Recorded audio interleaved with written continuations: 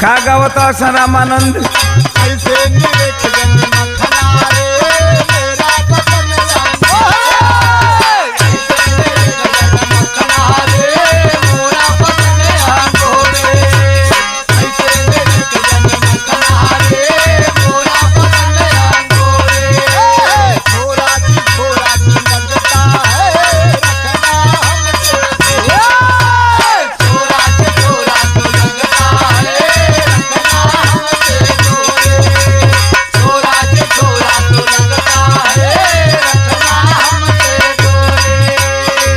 लइकवा कहतड़ सन इतना बात तो कोनो लड़की कह लेबे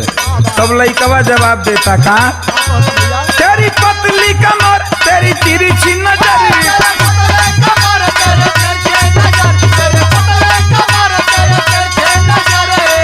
हम नहीं कहता आजकल